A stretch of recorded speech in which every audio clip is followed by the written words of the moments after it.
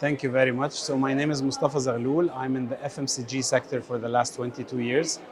Worked in Mars, Unilever, Henkel, and Johnson across different countries, different continents, and managed different categories. So, Mustafa, tell us, your career path is nothing short of remarkable, leading teams across giants like Unilever, Marks and Henkel, you just mentioned. Let's go back to the beginning. What fueled your hunger to succeed? And how did that shape the leader that you became today? So to start with, I was raised in a family. The father was self-made. So from the beginning, when I was a kid, I felt this resilience that was from my father. He's a self-made person. The discipline I've learned from him. Then after that, I am a German educated person. So this treated me hardly during my education. And last but not least was I was a professional soccer player. Oh, So this gave me the spirit of the winning spirit and being competitive, being always ahead of the crowd. So this shaped it a lot. One quick story I could tell you in 2 minutes, like my first assignment in one of the companies, I was just graduated. We were a team of 10 that formulated a very new division. And 2 years after, I was selected as one of those 10 people to get promoted and to manage those people. I was the youngest, I was the least experienced, and it was very surprising for me and them. It made some problems for them, like ego problems for the team, and I needed to handle this. But with the values and the principles I was raised with, I just simply decided, you know what? I'll deal with this as a new challenge. I will start to dig deep into their hearts to know what success do they want to do. And I'll just be like the ambassador of them, how to succeed. So I started to be close to them, to hear them. When people feel that, they just don't care later on. The reason why they were frustrated not being selected was just filling their ego and filling their personalities that did I succeed? Did I fail? So it was simple answer. I want to fuel their growth and fuel their capabilities to make them shine. That's it. that's incredible, honestly. That's such an inspiring journey. You spread headed initiatives that have transformed business like optimizing route to market, strategies, and achieving double digit growth. Could you walk us through a moment when you faced a significant challenge and how you turned that into an opportunity where you grew? Yeah, so the first thing that comes to my mind, again, one of the big multinationals, a different one than the first one I mentioned. I was based in Saudi, and I was responsible for a mega route to market after an acquisition that this company did to another smaller one. I did the route to market. I was linked with the global. We've settled everything done. And part of this, my recommendation in the structure was to cancel my current role. So, and I trusted the system. I trusted my new line manager, which was true. So then this GM came and said, you know what, guys, I am selecting currently a new leadership team to take Saudi business for this company to the next phase. But watch out.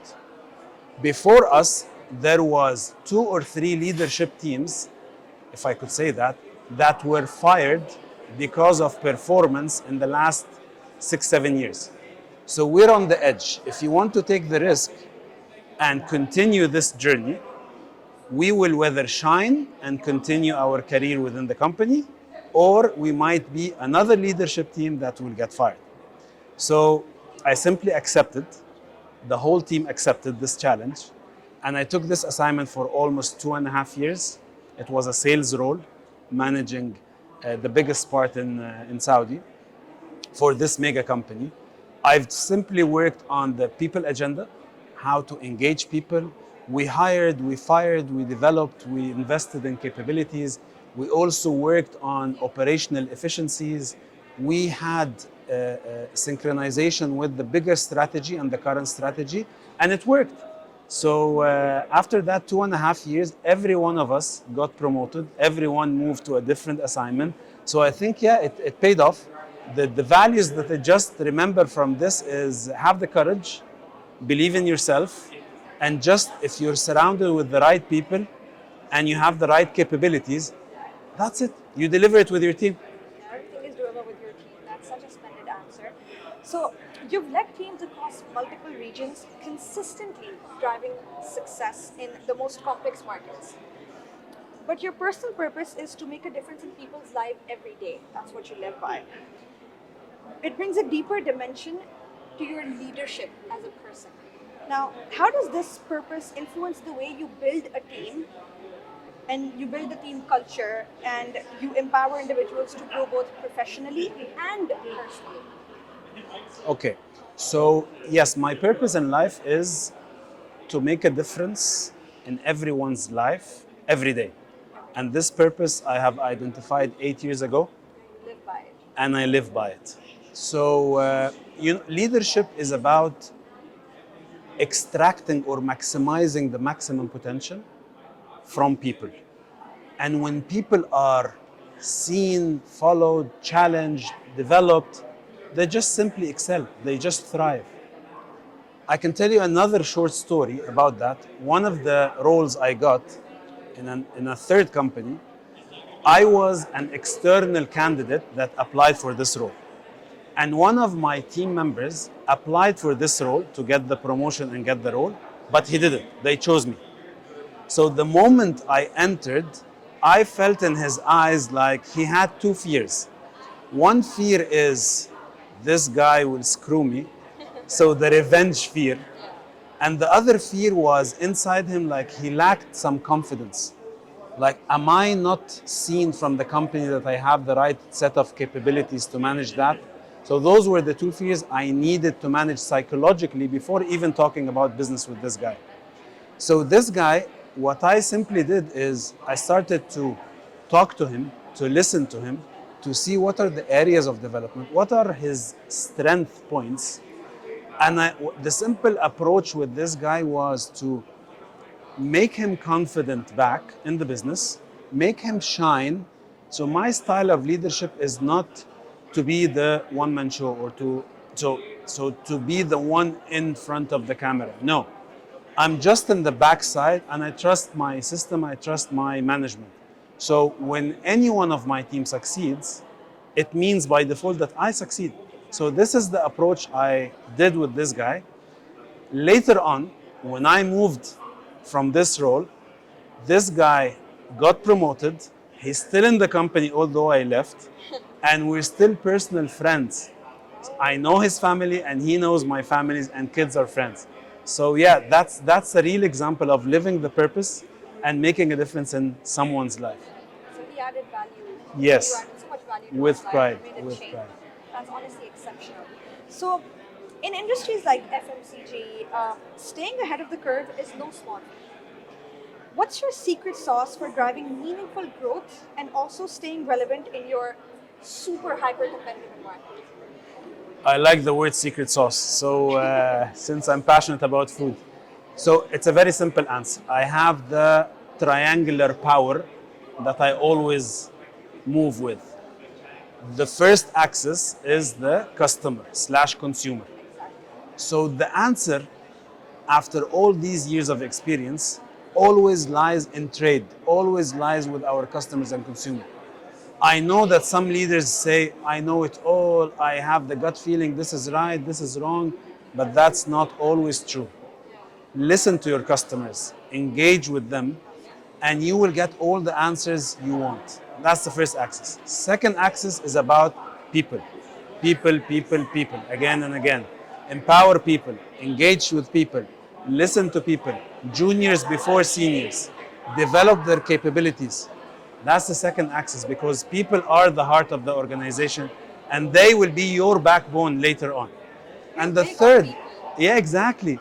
And the third and last axis, which is the base of the triangle, would be numbers, figures, facts, analytics.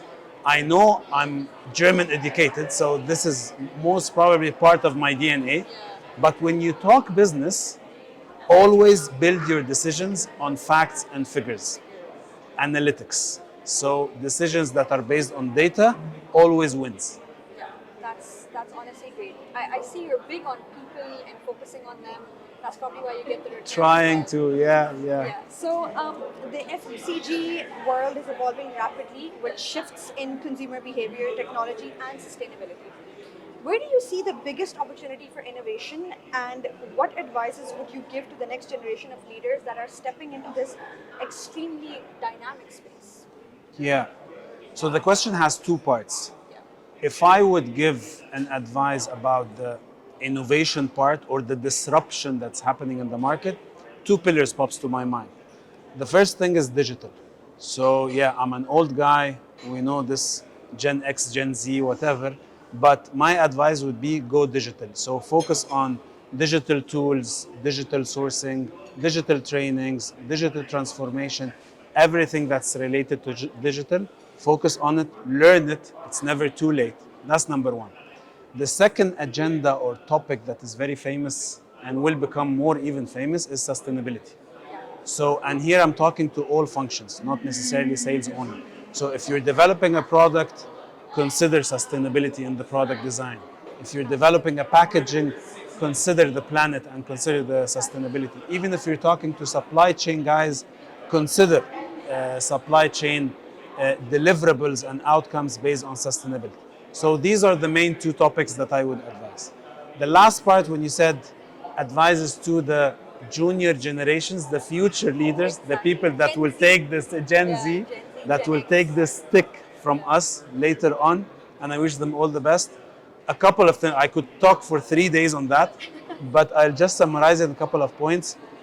Be courageous, be confident, trust yourself, develop yourself. You own your development agenda. No one will help you in that, even if they say they will. You own it.